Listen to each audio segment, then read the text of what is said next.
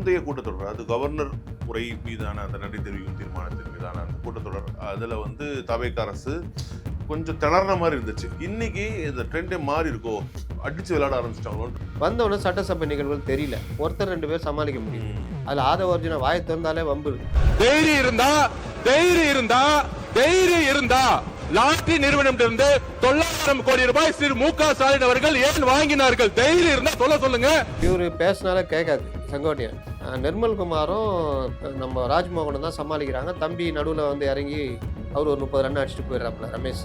எல்லாரும் அவங்க சப்ஜெக்ட்ல ஸ்ட்ராங்கா இருக்கு. நேற்று ஒரு பேட்ஸ்மேன் திடீர்னு இறங்கிட்டார். அவர் போலர் தான். அவர் திடீர்னு இறங்கி 30 ரன் அடிச்சிட்டாங்க. குசியானது ரொம்ப எதிர்பார்க்கவே இல்லை. இறங்கி என்னான்ற பில்லு கொடுங்க, சும்மாலாம் பண்ணக்கூடாது. எங்க தலைவர் அந்த மாதிரிலாம் வளர்க்கல எங்களை. அவள் தான் தூக்கி எறிஞ்சிருவாரு. நாங்களாம் மினிஸ்டராகவே இருக்க முடியாது அப்படி பண்ணிட்டாரு. ஆயால பேசுறதெல்லாம் கரெக்ட். அதெல்லாம் நீங்க உங்களுடைய காலத்துல நாங்க தான் சொல்றோம்ல, நீங்க நிரூபிங்கன்னு சொல்றோம். என்னங்க நீங்க பில்லுக்குன்னு சொல்றீங்க, அதுக்கு இந்த மாதிரி பில்லுக்கு கொடுத்தாங்கன்னு சொல்லுங்க. நடுவுல கூட அந்த வசந்தம் கார்த்திகேயன் பேசும்போது, என்ன அவரே பாவம் சிவன் மாறிக்கிறாரு, அவரை போய் கோத்து விட்டுனுக்கிறீங்களா அப்படி இப்படின்னு ரொம்ப ஜாலி ஆயிட்டாரு. அப்ப சபாநாயகர் இல்ல, அவர் பாட்டுன்னு செவனேன்னு உக்காந்து இருக்கிறாரு. எதுக்கு அவரை போட்டு ஏதோ போட்டு கோத்து வாங்கின்னு இருக்கிறீங்கன்னு தெரியலையே. காலம் மாறுது. இந்த நேத்து மின்னலை விழுங்கி மின்சாரத்தை கொப்பளிக்கிறவர் எங்கள் தலைவர் எடப்பாடி. பாய்ந்து வரும் ஈட்டி இதயத்தில் பாய்ந்தாலும் அதை பிடிங்கி எறிந்து விட்டு ஓடுகின்ற வல்லரசு எங்களுடைய இளைய தளபதி, எங்களுடைய உதயநிதி அப்படின்னு மார்க்கண்டேன் பேசுறேன். நான் பார்த்தேன், டே என்னங்கடா மனுஷங்களை உட்காரனா எல்லாம் அவெஞ்சர்ஸா கொண்டு உட்கார வச்சுருக்கீங்க, என்னடா சட்டசபை இது. அடலேருவே திரண்டு வா, கலிகத்து பரணையில் என்ன சொன்னார்? வைகோலாம் இப்படிதான் பேர் வாங்கினார். கலிகத்து பரணையில் அன்ற இதுன்னு இப்ப வந்து என்ன வச்சுங்க, வெளியே போன போ, இங்க உட்காராத வீண்றாரு. DMK full அசெம்பிளில உட்கார்ந்தாங்க. ஏன்னா இவங்க ஓடி போயிருக்கீங்க சொல்றதுனால ஃபுல்லா உட்கார்ந்தாங்க. பட்ஜெட் கூட்டத்தொடர் தொடங்கிட்டோம்னா பிரச்சனை பண்ணுவாங்க. பட்ஜெட்டை படிக்க விட மாட்டாங்க. அது பண்ண முடியல. ரெண்டாவது எதிர்கட்சி தலைவர் ஒண்ணு இல்லை. நாளைக்கு வரேன் பாரு, ஒன்ன என்ன பண்றான் பாரு, நாளைக்கு அன்னைக்கு எல்லாம் எதிர்பார்த்துன்னு வராங்க. நான் முதல் நாள் சொல்லிட்டேன், இவர் எழுதி கொடுத்தது படிக்கிறவர், இவரால ஒன்றும் பண்ண முடியாது. நாலேஜ் இருக்கு.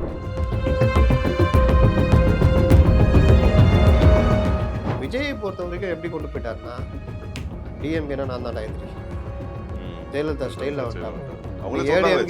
ஏடிஎம்கே இன்னைக்கு பாத்தீங்களா, மீண்டும் ஜெயலலிதா ஆட்சி எடப்பாடி நிறுவார் அப்படின்னும் போது காது வந்துச்சு. நாங்க தான் ஆல்ரெடி ஜெயலலிதா ஆட்சி பண்ணிட்டு இருக்கோம். அது கூட எதிர்ப்பு தெரியல. இதுதான் இன்னைக்கு நிலைமை. அதனால திமுக எதிரினா நாங்க தான்றதை விட்டுறாரு. அப்ப திமுக எதிர்ப்போட்டு யாருக்கும் இந்த இடத்துல நடுவில் உட்காந்து 2 சைடும் வாய் பார்த்துக்கிறாங்க. எடப்பாடி என்னையும் பேச போயிடுங்கன்னு கேட்குறாரு காவிரி இஷ்யூவில். அப்புறம் சிஎம் பார்த்து சொல்றாரு அவரை பேசுறதுக்கு அனுமதி. அப்புறமா சரி 2 நிமிஷத்தை பேசு. இப்படி ஆயிடுச்சு நீங்க அதிமுக.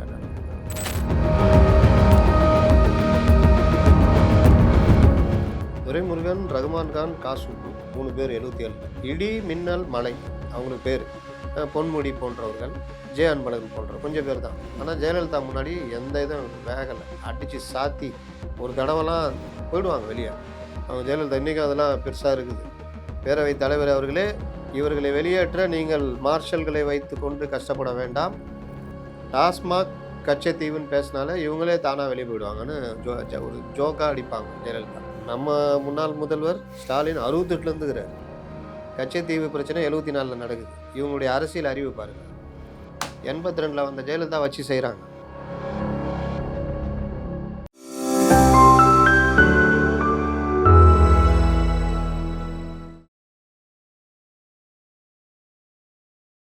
புரோக் நேர்களுக்கு வணக்கம். இன்றைய சிறப்பு நேர்காணல் நம்முடைய இணைந்திருப்பவர் மூத்த பத்திரிகையாளர் திரு அப்துல் முத்தலிஃப் அவர்கள். வணக்கம் சார். வணக்கம். பட்ஜெட் கூட்டத்தொடர் ரொம்பவே பரபரப்பாக போயிட்டு இருக்கு. கிட்டத்தட்ட செப்டம்பர் மாதம் வரை அந்த பட்ஜெட் கூட்டத்தொடர் வந்து நடக்குது. முந்தைய கூட்டத்தொடர், அது கவர்னர் உரை மீதான அந்த நன்றி தெரிவிக்கும் தீர்மானத்தின் மீதான அந்த கூட்டத்தொடர், அதில் வந்து தவேக அரசு கொஞ்சம் திணற மாதிரி இருந்துச்சு. தவேக எம்எல்ஏக்கள், அமைச்சர்கள் எல்லாமே கொஞ்சம் பதில் சொல்றதுக்கு. ஆனால் இன்னைக்கு இந்த ட்ரெண்டே மாறி இருக்கோ, அடிச்சு விளையாட ஆரம்பிச்சிட்டாங்களோன்ற ஒரு எண்ணம் வந்து அவங்களுடைய அந்த பதில்களில் கவுண்டரில் தெரியுது. உங்களோட பார்வை என்ன? நீங்கள் ஒரு சட்டமன்ற நிருபராக பணியாற்றியவர். ஒரு காலத்தில் வெஸ்ட் இண்டீஸ் டீம் கூட இந்தியா மோதுது வச்சிங்களா, நாங்கள்லாம் அப்போ 80களில் ஒரு 78 79 அந்த டெஸ்ட் மேட்ச் தானே, 150க்குள்ளே ஆல் அவுட் ஆகாமல் பார்த்துக்கணும் அப்படின்னா ஒவ்வொரு பாலும் மார்ஷலும் ஹோல்டிங்கும் போடுறது தொடு ஏறும் முடிச்சிடுவாங்க. லிட்டில் மாஸ்டர் அடி வாங்கிட்டு இருப்பாரு. ஆமாம். ஒன் டே அப்போ தான் அறிமுகப்படுத்துகிறாங்க. இப்போ 60 ஓவர் அதெல்லாம் தான். வேர்ல்டு கப்லாம் நாங்கள் என்ன பண்ணோன்னா 183 ரன்னு என் மச்சான்லாம் பார்த்துட்டு இருப்பான்.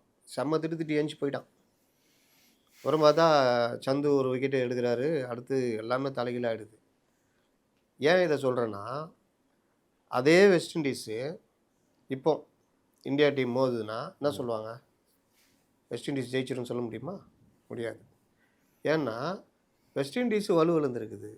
இந்தியா என்ன தான் இது வந்தாலும் இந்தியா தன்னை கொஞ்சம் வளர்த்துக்கிட்டு இருக்குது. அப்போ வலுவிழந்தது ஒரு பக்கம், வளர்ந்தது ஒரு பக்கன்றப்போ இந்தியாவுக்கு சாதகம்.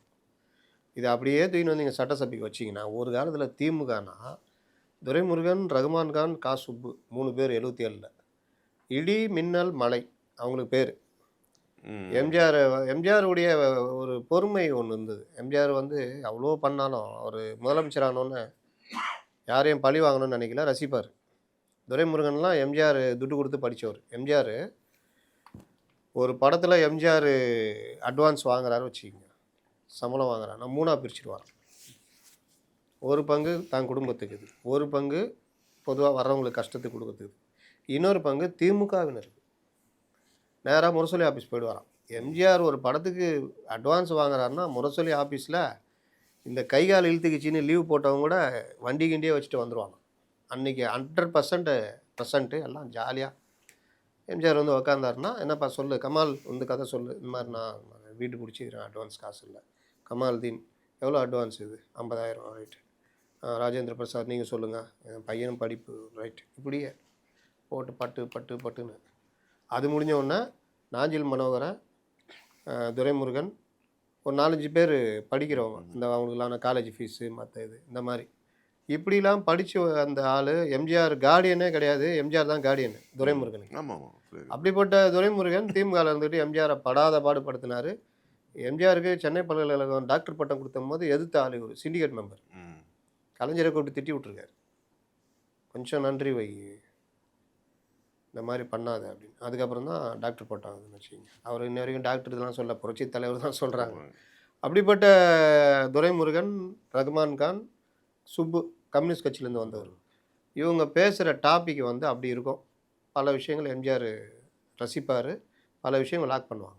அப்படி இருந்த திமுக. அதுக்கப்புறம் கலைஞருக்கு கால திமுக, ஜெயலலிதா இருந்த காலத்தில் திமுக. அதுக்கப்புறம் எனக்கு தெரிஞ்சு ஜெயலலிதா 2011 அப்புறம் போட்டு சாத்த ஆரம்பித்தாங்க. அப்போ கலைஞர் வரத்துலாம் குறைஞ்சிச்சு. பலரும் வந்து அப்படியே இதாக ஆரம்பித்தாங்க. பொன்முடி போன்றவர்கள், ஜே அன்பழகன் போன்ற கொஞ்சம் பேர் தான். ஆனால் ஜெயலலிதா முன்னாடி எந்த இதுவும் வேகலை. அடித்து சாத்தி ஒரு தடவைலாம் போயிடுவாங்க வெளியே. அவங்க ஜெயலலிதா இன்றைக்கும் அதெல்லாம் பெருசாக இருக்குது. பேரவைத் தலைவர் அவர்களே, இவர்களை வெளியேற்ற நீங்கள் மார்ஷல்களை வைத்து கொண்டு கஷ்டப்பட வேண்டாம், டாஸ்மாக் கச்சத்தீவுன்னு பேசினாலே இவங்களே தானாக வெளியே போயிடுவாங்கன்னு ஒரு ஜோக்காக அடிப்பாங்க ஜெயலலிதா. அந்த மாதிரி இவங்கள்ட்ட பேச முடியாமல் கச்சத்தீவே துரைமுருகன் 71லேருந்து இருக்கார். நம்ம முன்னாள் முதல்வர் ஸ்டாலின் 68லேருந்து இருக்கிறார். கச்சத்தீவு பிரச்சனை 74ல் நடக்குது. இவங்களுடைய அரசியல் அறிவு பாருங்கள். 82ல் வந்த ஜெயலலிதா வச்சு செய்கிறாங்க. பதில் சொல்ல முடியல. வெளிநடப்பு. கலைஞர் மறுநாள் அறிக்கையில் சொல்கிறாரு, ஃபுல் டீட்டெயிலாக போடுறாரு. அதனால தான் ஜெயலலிதா கலைஞர் அறிக்கைக்கு மட்டும் பதில் சொல்லுவாங்க, மரியாதை கொடுப்பாங்க, மற்ற யாரையும் கண்டுக்க மாட்டாங்க. இப்படிப்பட்ட திமுக கொஞ்சம் கொஞ்சமாக தன்னுடைய அடிப்படையான விஷயங்களை விட்டுறது ஒன்று. ரெண்டாவது, காலம் மாறுது. இந்த நேற்று நான் கூட என் ட்விட்டரில் போட்டிருப்பேன், மின்னலை விழுங்கி மின்சாரத்தை கொப்பளிக்கிறவர் எங்கள் தலைவர் எடப்பாடி. பாய்ந்து வரும் ஈட்டி இதயத்தை துளைத்தால் அதை பிடிங்கி எரித்து விட்டு பாய்ந்து வரும் ஈட்டி இதயத்தில் பாய்ந்தாலும் அதை பிடிங்கி எரிந்து விட்டு ஓடுகின்ற வல்லரசு எங்களுடைய இளைய தளபதி, எங்களுடைய உதயநிதி அப்படின்னு மார்க்கண்டேயன் பேசுகிறாரு. நான் பார்த்தேன், டே என்னங்கடா மனுஷங்களை உட்காரனா எல்லாம் அவெஞ்சர்ஸாக கொண்டு உட்கார வச்சுருக்கீங்க, என்னடா சட்டசபை இதுன்னு. இது எல்லாமே சிரிப்புக்குரிய நகைக்குரிய விஷயமா மாறிடுச்சா? இதெல்லாம் ஒரு காலத்தில் பெரிய விஷயமா. அடலேருவே திரண்டு வா, கலிங்கத்து பரணையில் என்ன சொன்னார்? வைகோலாம் இப்படி தான் பேர் வாங்கினார், கலிங்கத்து பரணையில் அன்ற இதுன்னு.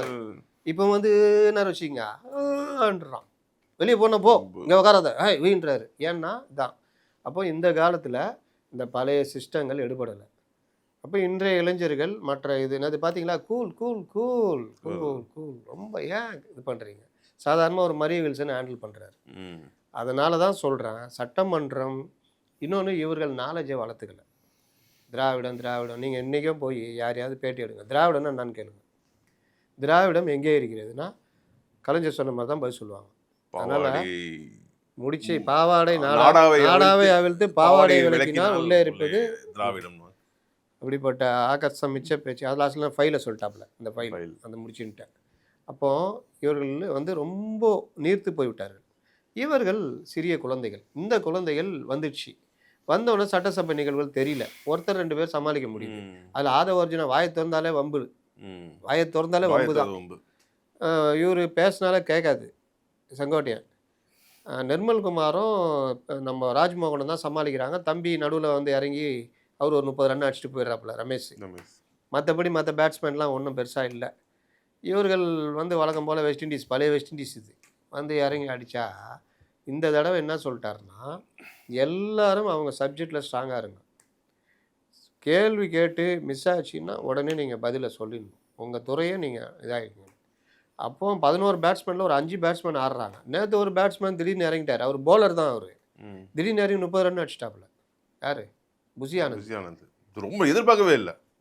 இந்த ஆதாரத்தை கொடுங்க. ஆஸ்திரேலியாவுக்கு ஒரு டீம் போச்சு, அதில் பார்த்தீங்கன்னா திடீர்னு சிராஜ் இறங்கி சிக்ஸர் அடிச்சு மேட்சே தலைகீழாயிடும். அந்த மாதிரி ஒரு சிராஜ் மாதிரி இறங்கிட்டாப்புல. இறங்கி என்னான்ற பில்லு கொடுங்க, சும்மாலாம் பண்ணக்கூடாது, எங்கள் தலைவர் அந்த மாதிரிலாம் வளர்க்கல எங்களை, அவள் தான் தூக்கி எறிஞ்சிடுவார், நாங்களாம் மினிஸ்டராகவே இருக்க முடியாது அப்படி இப்படின்ட்டாரு.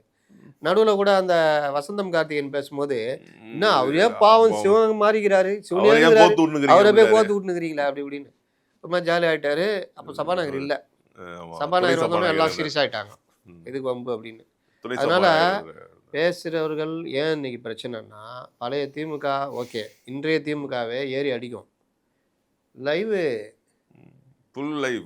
அதனால் ஏய் ஏய் ஏய் ஆனால் கம்முன்னு இப்படி தான். அதுவும் இல்லாமல் டிஎம்கே ஃபுல் அசம்பிளியில் உட்காந்தாங்க. ஏன்னா இவங்க ஓடி போயிருக்கீங்கன்னு சொல்கிறதுனால ஃபுல்லாக உட்காந்தாங்க. பட்ஜெட்டு கூட்டத்தோட தொடங்கிட்டோம்னா பிரச்சனை பண்ணுவாங்க, பட்ஜெட்டை படிக்க விட மாட்டாங்க, அது பண்ண முடியல. 2வது எதிர்கட்சி தலைவர் ஒன்றும் இல்லை, ஏய் நாளைக்கு வரேன் பாரு, ஒன்று என்ன பண்ணுறான் பாருங்க, நாளைக்கு அன்றைக்கி எல்லாம் எதிர்பார்த்துன்னு. நான் முதல் நாள் சொல்லிட்டேன், இவர் எழுதி கொடுத்ததை படிக்கிறவர், இவரால் ஒன்றும் பண்ண முடியாது, நாலேஜ் இருக்கணும். நீங்கள் ஒரு பிரச்சனை இப்போ நீங்கள் கேட்குறீங்க, நான் எம்ஜிஆரை கொண்டு போய் கனெக்ட் பண்ணுறேன், இன்னொரு விஷயத்துக்கு வேறு ஒரு விஷயத்தை கனெக்ட் பண்ணுறேன், ஏதோ ஒன்று உள்ளே இருக்கும் நம்ம படித்தது. அந்த மாதிரி நீங்கள் 5 வருஷம் உங்களுக்கு டைம் கொடுத்தாங்க, 2019 வர்றீங்க, ஒரு நாள் கூட உங்களை தயார்படுத்திக்கல. துணை முதல்வராக நீங்கள் இது வரைக்கும் எந்த இதுவும் செயல்படல, இது பல தடவை நம்ம பதிவு பண்ணியாச்சு. அப்போ உங்களுக்கு என்ன நாலேஜ் இருக்கும்? அவங்களும் லேட்டஸ்ட் அரசியல் தான் பேசுகிறாங்க, பழைய அரசியல்லாம் பேசலை. காவிரி இஷ்யூவே 71 என்ன நடந்ததுன்னு இவங்க யாருக்குமே தெரியல. நான் ஒரு பெரிய வீடியோவாக பேசி போட்டேன். 71 இந்திரா காந்தி கேட்டுக்கிட்டாங்கன்னு இவர் வழக்கை வாபஸ் வாங்கி 3 அணை கட்டினாங்க. அமராவதி, கபினி, ஹேரகி 3 அணை கட்டினாங்க. இவர் கலைஞர் தான் வாபஸ் வாங்கிட்டார் அந்த வழக்கை. 74 ரிவ்யூ பண்ணி அந்த ஒப்பந்தத்தை இது பண்ணார். இது கூட இன்றைக்கி இல்லை, நேற்றுலாம் உட்காந்து அவன் ஊட்டின்னு இருக்கிறான். எனக்கு சிரிப்பு தான் வருது. இதில் டிபேட்டில் உட்காந்துக்கிட்டு நம்ம டிபேட்டில் போகிறது இல்லைன்னு முடிவில் இருக்கிறதுனால அது எனக்கு என்னென்னு பண்ணுறாங்க. அப்போ இவர் கேள்வி கேட்குறாங்க, அதுக்குரிய பதில் இல்லை. முடிங்க, கவன ஈர்ப்பு தீர்மானம், கவனத்தை ஈர்க்கிறது எந்த சப்ஜெக்ட் அதை சொல்லுங்கன்றார். இவர் தான் எழுதி வந்துச்சு தான் வந்திருக்காரு. இவர் அந்த காலில் கூட அதை பார்த்துருக்க மாட்டார், எழுதி கொடுத்ததை கூட. அப்போ இவர் எங்கேருந்து பாயிண்ட்டை முடிப்பார்? இப்போது சீக்கிரம் முடிங்க பேட்டின்னா, நான் ஒரு க்ரக்ஸாக பேசுங்க, நீங்கள் சார் இவ்வளோ இது நீங்கள் அங்கே போகாதீங்க க்ரக்ஸாக பேசுனா நான் க்ரக்ஸாக பேசுவேன். அப்போ நான் படிச்சுட்டு எழுதிட்டு வந்திருந்தேன்னா நான் எதை நான் கட் பண்ணேன், எனக்கு என்ன தெரியும்? இதுதான் பிரச்சனை. அப்போ அவர் அதை படிச்சுக்கிட்டே இருக்காரு. சபாநாயகர் கடைசியில் இது கட் பண்ணிடுவேன் பார்த்துக்கின்றார். இன்னொருத்தர் ரகுபதி, வாட்ஸ்அப் தலைவர், அவர் வாட்ஸ்அப்பில் வந்ததெல்லாம் பேசிகிட்டு இருக்காரு, அவருக்கு பல்பு வாங்குறாரு. ஏவாவால் வர பேச முடியல. ஏவாவால் இங்கே பேசினா அங்கேருந்து முருகன் ஒரு எம்எல்ஏ காசு வாங்கினது பாட்டு என்ன இருந்தாலும் பெரிய கான்ட்ராக்டர். சமீபத்தில் அந்த ஆள் தாவேகளை சேர்ந்தாப்புல, அந்த ஆள் அப்படியே சுட்டா ஏவாவேல அப்படியே கழுத்து நினைச்சிடுவார் போல், அந்த மாதிரி அங்கேருந்து பேசுகிறாரு.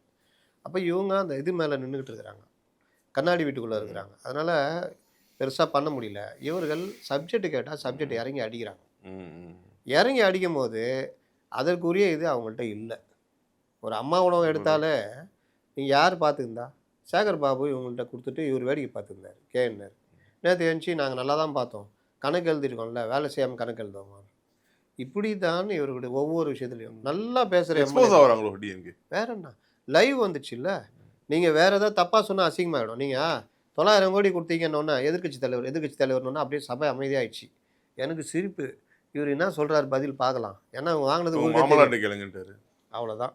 எந்திரிச்சு இந்த நீட்டு ரகசியம் எனக்கு தெரியும்னு சொல்லிட்டு கடைசியில் ஜகா வாங்கினார். அந்த மாதிரி ஜகா வாங்குறாரு. அவர் உடனே எழுந்திரிச்சிட்டு மாமனார் தெரியும்னா, மாமனார் உங்கள் அப்பாட்ட தானே கொடுத்தாரு, சபையில் உங்கள் அப்பா இல்லை உங்கள் அப்பாவை கேட்டு வந்து வாங்கன்ட்டாப்ல. உட்காந்துட்டு இருந்தாங்க, அவங்கள்ட்ட கேட்க சொல்லியிருந்துக்கலாம். அதை வந்து சபை குறிப்பிலேருந்து நீக்கணும்னு ஓபிஎஸ் சொல்கிறாரு. அதை சொல்லக்கூட இவங்கள டிஎம்கேல யாருக்கும் ஆள் இல்லை. ஆனால் இப்போ இந்த ஒரு விஷயம் பார்த்தீங்கன்னா, இந்த அவை குறிப்பிலேருந்து நீக்கிற அந்த அந்த ஒரு பாரம்பரியமே சட்டசபையில் வந்து இப்போ நீர்த்து போச்சுன்னு சொல்லலாமா? ஏன்னா இது எல்லாத்தையுமே இப்போ நம்ம பேச ஆரம்பிச்சோம். எல்லாமே வந்து வீடியோ டாக்குமெண்டா எப்படி வரும், பரவ ஆரம்பிச்சிருது. எப்படி வரும் பார்த்துட்டாங்க. எப்படி வரும் நான் சொல்கிறேன். சபை குறிப்பிலேருந்து இது நீக்கணும்னா நீங்கள் அதை வீடியோ பண்ணி போடக்கூடாது சார். ஆனால் இன்னைக்கு வந்து சோஷியல் மீடியா யுகத்தில் பல்வேறு ஹேண்டில்ஸ், இப்போ நீங்கள் மெயின் ஸ்ட்ரீம் மீடியாஸ் பிரிண்ட் மீடியாவில் போட மாட்டாங்க, சேட்டலைட் டெலிவிஷன் சேனல்ஸை போட மாட்டாங்க. ஆனால் டிஜிட்டல் மீடியாஸில் நிறைய பேர் வந்து புதுசாக தனியாக வந்து சரி, எந்தெந்த ஐடி போதும் எல்லாத்துக்கும் நோட்டீஸ் அனுப்புங்க. எத்தனை பேருக்கு அனுப்புவீங்க? எத்தனை லட்சம் பேருக்கு அனுப்புவீங்க? விஜய் ஃபேன்ஸ் பேஜில் இல்லை, விஜய் ஃபேன்ஸ் பேஜில் கிட்டத்தட்ட ஆதவ அர்ஜுனா வெர்சஸ் அந்த உதயநிதி கான்வர்சேஷனு பயங்கர விகரஸாக போயிட்டு இருக்கு. அதே மாதிரி நான் சொல்கிறேன், அவை குறிப்பிட்ட எல்லாமே போயிட்டு சொல்கிறேன். யாராவது ஒருத்தர் எத்தனை போடுவார்? யாராவது ஒருத்தர் தானே அதை உருவாக்கி போடுவாங்க. இல்லை அவங்கவுங்க இஷ்டத்துக்கு உருவாக்கிக்கிறாங்க. புதுசா இருக்கு வீடியோஸ், பல வீடியோஸ். நீங்கள் இந்த அக்கௌண்ட் வச்சு இந்த இதை வெட்டி போடுறாங்கல்ல, அந்த ஐபி அட்ரஸ் எடுத்து நோட்டீஸ் அனுப்புவோம். இன்னொன்று, இது சபை குறிப்பிலேருந்து நீக்கிட்டேன்னு சொன்னால் அதை போடக்கூடாதுன்னு மரபு இல்லை, சட்டம். சபாநாயகர் கூப்பிட்டு இந்த ப்ரிவிலேஜ் உரிமை மீறல் பிரச்சனை எழுப்பலாம், அதனால இந்த இதளவு அப்படி இப்படி கடந்து போகலாம். இன்னொன்று, இது இவர்களுக்கு பாசிட்டிவான விஷயன்ற மாதிரி கூட அப்படி கண்டுக்காம கூட விடலாம். ஆனால் இது என்னைக்கு இருந்தாலும் பிரச்சனை தான். அதனால் நீங்கள் யூடியூப் நெகட்டிவான ஒரு விஷயமே ரகுபதி அவர்கள் பேசினது சபாநாயகர் அவை குறிப்பிலேருந்து நீக்கிட்டேன்னு சொல்லிட்டாரு. ஆனால் அந்த வீடியோ பரவாயில்ல, எல்லாத்துலேயும் பரவிட்டு இருக்கு. டிஎம்கே ஹேண்டில்ஸ் வந்து பரப்பிட்டு இருக்காங்க. சனிக்கிழமை சந்தையா இல்லை, நீங்கள் வந்து வாட்ஸ்அப்பில் இந்த ரீல்ஸை வச்சு தான் வந்தீங்க. அதான் சபை குறிப்பில் நீக்கலையே, நீக்கிட்டாங்க. தெரியல சான்சஸ் முன்னாடி அவர் சொல்றாரு, அந்த ஒரு சபைக்கு அவை குறிப்பில் நீக்கிட்டேன் அப்படின்னு சொல்றதோட அந்த வீடியோ வந்து சோஷியல் மீடியா. அதான் அப்போ வந்து நடவடிக்கை போகணும்னு வச்சுக்கோங்க. யார் யார் ஒளிபரப்புனாங்களோ அவங்களுக்கு நோட்டீஸ் அனுப்புவாங்க. அதுக்கப்புறம் இது நம்மால் தான் குழந்தைங்களே காட்டக்கூடாதுன்னு காட்டியிருந்தவனுங்க தானே. இந்த குழந்தை தான், அதுவும் கற்பழிக்கப்பட்ட குழந்தைலாம் போட்டிருந்தான் பிரபல பத்திரிகைகள்லாம். அப்புறம் அது ஒரு பெரிய சண்டைலாம் போட்டு இது பண்ணி இப்போ அது சைல்ட் ரைட்ஸ்லாம் வந்ததுக்கப்புறம் போக்சோ சட்டங்கள் ரொம்ப எல்லா காலத்துலையும் இருக்கு. அப்புறம் இவங்களுக்கு எல்லாருக்கும் ஆப்பு வச்சோன்னா ஒழுங்குபட்டு புது சட்டம் தானே. அதனால அதுலேருந்து 10-12 வருஷமா கொஞ்சம் கண்ட்ரோல்டாக இருக்கு. அதனால இன்னொரு பக்கம் இதில் ரொம்ப ஆக்கப்பூர்வமாக பேசினது, நேற்று அந்த சப்ஜெக்ட்லாம் பேசினதுல சௌமியா அன்புமணி வந்து எல்லாரும் பாராட்டு. அவங்க எப்போவுமே அந்த டீமே பெஸ்ட் டீமுங்க. நீங்கள் ஐயா ராமதாஸ் எடுத்துக்கங்க, அவர் தேவசகாயம் ஐஏஎஸ், ரிட்டையர்டு ஐஏஎஸ், அந்த டீம் அதே ப்ராக்டிஸ் தான் அன்புமணி. இன்னொன்று, இவங்க வந்து ஒரு இது வருது, இவங்க பேரில் அறிக்கை விட்டு போகிற ஆளுங்க கிடையாது. அதில் அவங்க படிப்பாங்க. அவங்களுக்கு இப்போ ராம்சாரில் போய் அன்புமணி நின்று அரை மணி நேரம் சதுப்பு நில காடுகள் அதோடைய விஷயங்கள் என்னான்னு பேசுகிறாரு, கையில் குறிப்பு இல்லை. நேற்று சௌமியா அன்புமணி பேசுகிறாங்க, கையில் குறிப்பு இல்லை, க்ளீனாக சொல்கிறாங்க. அப்படியே நம்மால் நேற்றைய தினம் நான் தஞ்சாவூரில் நடைபெற்ற விவசாயிகள் போராட்டத்தில் கலந்து கொண்டு மேகதாட்டு அணை எதில் சாமர்த்தியம் வளர்ந்துக்குதுன்னா, இதை நான் பார்ப்பேன், ஆனால் நான் சாதாரணமாக பேசுகிற மாதிரி பண்ணுவேன். இதில் தான் சாமர்த்தியத்தை வளர்த்துருக்கேங்களே தவிர, நேற்று நான் தஞ்சாவூரில் மேகதாட்டு அணைக்கு எதிராக விவசாயிகளுக்கு ஆதரவாக நான் போராட்டத்தில் கலந்து கொண்டேன், இதை சொல்கிறதுல என்ன பிரச்சனை இருக்குது? எல்லாருமே குறிப்பு வச்சு தான் பேசுவாங்க. அந்த கணேஷ் எடுத்துக்கங்க, ரொம்ப செஞ்சி எம்எல்ஏ எடுத்துக்கங்க, அவ்வளோ சப்ஜெக்ட் பேசுகிறான். இந்த இது காங்கிரஸில் ஒரு ஆள் முஸ்லீம் எம்எல்ஏ, அவ்வளோ படிக்கவே முடியல, இன்னும் காலேஜெலாம் நடத்துகிறாங்க. அதனால் நான் என்ன சொல்கிறேன், தெரிஞ்சிக்காமல் இருக்கிறது தப்புன்னு சொல்ல மாட்டேன். தெரியாமல் இருக்கிறது, தெரிஞ்சிக்காமல் இருக்கிறது தான் தப்பு. தெரிஞ்சுக்கணும். வந்த அப்புறம் இப்போ இன்னைக்கு மரிய வில்சன் போன தடவை எல்லாமே லைவ்ல போயிட்டு இருக்கு. மரிய வில்சன் சரியாக படிக்க முடியல, இந்த தடவை டெவலப் ஆகிட்டார்ல. விக்னேஷ் என்ன மாதிரி பதில் சொல்கிறாரு, ரமேஷ், ராஜ்மோகன் ராஜ்மோகனுக்காவது இந்த பேசி பேசி ப்ராக்டிஸ் இருக்கும். Practice இருக்கும். ரமேஷுக்கு, ம். விக்னேஷுக்கு, நிர்மல்குமார் இந்த மாதிரி. அதனால் ப்ராக்டிஸ்ன்றது உங்களுக்கு டெய்லி பேப்பர் படிக்கணுன்னார்ல, ம். அவருக்கு தெரியும். இவர் படிக்கிறாருன்னு கேட்குறாங்க, அவர் படிக்கிறார். ம். அது முதலமைச்சர் ஆனவுன்னா அது பண்ணி தான் ஆகணும். ஸோ இன்னொரு பக்கம் வந்து இந்த டீடெமிடேஷனுக்கு எதிரான அந்த விஷயத்துல அனைத்து கட்சி கொடுத்த விஜய் கூட்டியிருக்காரு. ஆனால் திமுக பங்கேற்கல. ஸோ இது வந்து எப்படி பார்த்துக்கலாம்? எப்படி அனைத்து கட்சி கூட்டம் அந்த டீலிமிட்டேஷன் இப்போ இல்லைங்க. அப்படியே வந்தாலும் அது இன்னும் பல விஷயங்கள் இருக்குது. இவர்கள் அனைத்து கட்சி கூட்டம் அந்த காவிரிக்காக கூட்டியிருக்கணும், அதை கூட்டலை. கூட்டினா தான் நம்ம ஒற்றுமையாக இருக்கும்னு தெரியும். மற்றவர்கள்ட்டையும் எதுவும் பேச முடியாது. உங்களுக்கு இன்னும் ஒரு ப்ளஸ்ஸு. டிஎம்கே எக்ஸ்போஸ் பண்ணுறாரு செக் வைக்கிற மாதிரி. அதே தான் இப்போ என்னென்னா டிஎம்கே பாஜக கூட நெருங்கிட்டு இருக்குது. அதுக்கு டிஎம்கே என்னன்னு தூண்டில் போட்டு பார்க்குறாரு. உதயநிதி அரெஸ்ட்டுக்கே என்ன சொல்கிறாங்க, தலையை கை வச்சா தான் கீழே இருக்கிறதுலாம் பயப்படும், தலையே தூக்கிட்டாங்க அப்படின்னு. இன்னொன்று நாளை பின்ன 2-3 இது வருது, அவரை நோக்கி நெருங்குது. அப்போ கைது பண்ணால் என்ன ஆகும், எப்படி வரவேற்பு இருக்குது, எதிர்ப்பு எப்படி இருக்குதுன்னு பார்க்குறதுக்கு இது பண்ணாங்கன்றாங்க. அப்போ ரொம்ப ப்ரில்லியண்ட்டாக மூவ் பண்ணி போய்கிட்டு இருக்கிறாங்க. நீங்கள் அமைதியாக இருக்கிறவொன்னு நீங்கள் ஜட்ஜ் பண்ண முடியாது. அப்போ இந்த மாதிரி விவகாரங்களில் இவர்கள் வந்து இந்த அனைத்து கட்சி கூட்டத்தை கூட்டினாங்கன்னா கரெக்டாக இருக்கும். சரி கூட்டல, டீலிமிட்டேஷன் இப்போ எது கூட்டுறாங்கன்னா டிஎம்கே வந்து கலந்துச்சுன்னா எக்ஸ்பிரஸ் ஆகிடும். ஆனால் டிஎம்கே ஸ்டாண்டு தான் கரெக்ட் என்னை பொறுத்த வரைக்கும். அன்னைக்கு தப்பு. அன்னைக்கு அமித்ஷா சொல்கிறாரு 50% கிராஜுவலாக கொடுக்குறாங்க. ஆச்சா பூச்சா திமுககாரனுக்கு தெரியும் நீட்டு நல்லதுன்னு தெரியும். ஆனால் இங்கே நம்ம மருத்துவக் கல்லூரி வருமானம் இல்லையா, அதனால் நீட்டு தேவையில்லைன்னு. அந்த மாதிரி தான் டீலிமிட்டேஷனில் என்ன, உங்களுக்கு மக்கள் தொகை அடிப்படையில்னா போயிடும். அவர் சொல்கிறது 50% கிராஜுவலாக எல்லோரும் கொடுக்குறோன்றாங்க. இதுதான் இது. ரெண்டாவது 50% கிராஜுவலாக கொடுத்தாலும் நாளைக்கே ஒரு சட்ட திருத்தம் மறுபடியும் கொண்டு வந்து மாற்றிக்கிட்டிங்கன்னா, அதனால் அந்த விவகாரத்தில் 25 வருஷத்துக்கு இந்த 50% கொடுக்குறீங்களா, இது அடுத்த 25 வருஷத்துக்கு அப்படியே கொண்டு போயிடுங்கன்றாங்க. அது கரெக்ட் ஸ்டாண்டு டிஎம்கே. அது இப்போ இதை வந்து முன்னாடியே டிஎம்கேக்கு தெரியும். அன்னைக்கு நிலமை வேறு, இன்றைக்கி நிலமை வேறு. அதனால் இன்றைக்கி பாஜகவோட நெருங்குறாங்க. இப்போ காங்கிரஸ் இதில் ஒரு அயோக்கியத்தனம் பண்ணுது, டீலிமிட்டேஷனுக்கு எதிராக போகணுன்றது. இதில் தாவேக அவங்களோட இணைஞ்சாங்கன்னா அது நல்லா இருக்காது. காங்கிரஸே இப்போ கூப்பிட்டு ரிஜுலாம் பேசுகிறாரு, ராகுலெல்லாம் கூப்பிட்டு பேசுகிறாரு. அதனால் டீலிமிட்டேஷனில் ஒரு நல்ல முடிவு வரும். அது ஒரு பெரிய மேட்டரே கிடையாது. எல்லாருக்கும் 50%னா முடிஞ்சு போச்சுக்காது. உனக்கு 39 சீட்டு 59 சீட்டாக மாறப்போகுது, அவருக்கு 80 சீட்டு 120 சீட்டாக மாறுது, அவ்வளோதான். அதே இதுதான். இன்றைக்கி 400 சில்லறன்றப்போ 240 270 சீட்டு மெஜாரிட்டினா 800 சில்லற இருக்கும்போது 400 சில்லற மெஜாரிட்டி, அவ்வளோதான். அதனால் இது ஒரு மேட்டரே கிடையாது. டிஎம்கே ஸ்டாண்டு இதில் கரெக்டு. நீங்கள் அனைத்து கட்சி கூட்டம் கேட்குறாங்களா டிஎம்கே, அனைத்து கட்சி கூட்டி தானே சொல்லியிருப்பாங்க. நீ ஏன் டெல்லி அந்த தீர்மானத்தை கொண்டு போய் எல்லாத்தையும் அனுப்புங்க, நீ அதை பண்ணு, நாங்கள் அனைத்து கட்சி கூட்டத்துக்கு வருவேன்னு. அதனால் அவர்களை பொறுத்த வரைக்கும் இது. விஜயை பொறுத்த வரைக்கும் எப்படி கொண்டு போயிட்டாருன்னா, டிஎம்கேனா நான் தான்டா எதிரி, ஜெயலலிதா ஸ்டைலில் வந்துட்டாங்க. ஏடிஎம்கே இன்னைக்கு பார்த்தீங்களா, மீண்டும் ஜெயலலிதா ஆட்சி எடப்பாடி நிறுவார் அப்படின்னும் போது தாது வந்துச்சு, நாங்கள் தான் ஆல்ரெடி ஜெயலலிதா ஆட்சி பண்ணிட்டு இருக்கோமேன்றாரு. அது கூட எதிர்ப்பு தெரிவிக்கல அவங்க, சபை குறிப்பில் நீக்கணும் கூட சொல்லலை. இதுதான் இன்னைக்கு நிலைமை. அதனால் திமுக எதிரினா நாங்கள் தான்றதை நிறுத்துறாரு. அப்போ திமுக எதிர்ப்போட்டு யாருக்கு வரும்? இந்த இடத்துல நடுவில் உட்காந்து 2 சைடும் வாய் பார்த்துனுங்கிறாப்புல எடப்பாடி. என்னையும் பேச கோயிலுங்கன்னு கேட்குறாரு நேற்று காவிரி இஷ்யூவில். அப்புறம் சிஎம் பார்த்து சொல்கிறாரு அவரை பேசுறதுக்கு அனுமதி கொடுக்குறேன். அப்புறமா சரி 2 நிமிஷத்தில் பேசுங்க. இப்படி ஆயிடுச்சு நீங்கள் அதிமுக நிலைமை. இந்த கூட்டத்தொடர் இதுக்கப்புறம் எப்படி இருக்குன்னு நினைக்கிறீங்க? நல்லா காரசாரமாக இருக்கும். துறை வாரியாக எல்லாரையும் ரெடியாக இருக்க சொல்லியிருக்காரு. நீங்கள் உங்கள் துறையில் எந்த நேற்று கூட பாருங்கள், அந்தந்த இதுக்கு டக்கு டக்குன்னு ஈவன் சரத்குமார் கூட எழுந்திரிச்சு பதில் சொல்கிறாரு. அப்போ உடனே பதில் சொல்லிடணும், பதில் சொல்லாமல் இருந்தாங்கன்னு இருக்கக்கூடாதுன்னு. அப்போ இந்த பதில் சொல்லும் போதே ஏறி அடிக்கிறாங்க. கூல் கூல் கூல், கசிவுலாம் பார்த்துட்டோம், 3 துறை முடிச்சிட்டோம், சிஎம்கிட்ட இருக்குது, இன்னும் பார்த்துக்கிட்டு இருக்கிறோம், ஆடிட்டிங் எல்லாம் வரும், சிஎம் சொல்லுவார் அப்படின்றாங்க. அப்போ இதன் மூலிமா இவங்களே வாயை கொடுத்து வாங்கி கட்டிக்கிறாங்க டிஎம்கே. அந்த மாதிரி ஆயிடுச்சு டிஎம்கே. அதனால் துறை வாரியாக நடக்கும் பொழுது ஒவ்வொரு அமைச்சருடைய ஸ்டஃப்பு தெரியும். அதில் நல்லது பண்ணால் இது. இன்னொன்று இந்த அமைச்சரவை மாற்றம்லாம் எதுவுமே கிடையாது, எதுவுமே இப்போ கிடையாது. விஸ்வநாதன் மேட்டர் தான் பெருசாக போச்சு. அதை கூட ஏதோ பேசி ராகுல் ஏதோ சொல்லி நிப்பாட்டி வச்சுருக்காங்கன்னு நினைக்கிறேன். அது ஒரு பாட்டு. மற்றவர்கள்லாம் இவங்க கலைப்பு விடுறது, ரமேஷ் அந்த கீர்த்தனாலாம் எல்லார்ட்டும் சிஎம்க்கு நல்ல பேர் இருக்குது எல்லாருக்குமே. மிக்க நன்றி சார். நன்றி.